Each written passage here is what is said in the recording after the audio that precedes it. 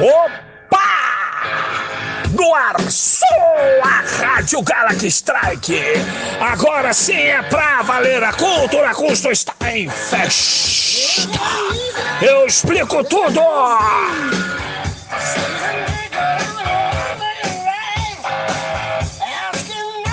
Isso aí, pessoal, vem comigo então, isso mesmo.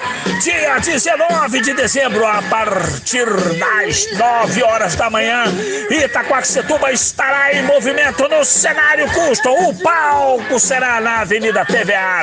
Motor Custom abre suas portas para a inauguração da sua sede nacional. Vamos curtir o som.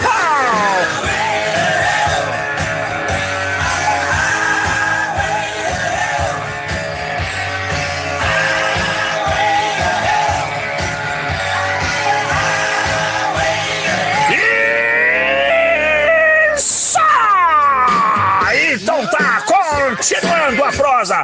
Dia 19 de dezembro, a partir das 9 horas da manhã, a Avenida TVR. Esta será o palco. O flyer está dando maiores detalhes.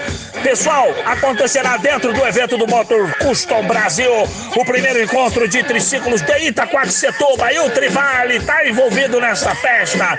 Isso mesmo! Ah, pessoal, ó, não esqueçam de trazer 1 quilinho de carne ou de linguiça para a gente fazer aquele mega, ultra, super churrascão! Isso mesmo!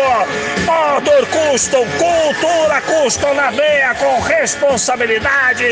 Simples assim, pessoal! Nos vemos lá para escrever o nome no livro da história da Cultura Custom.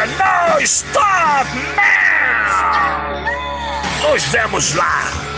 A propósito, locução DJ Bilu Bilu, esse impecável que vos fala. Nos vemos lá, um abraço. Rádio Galaxy Strike, uma questão de estilo.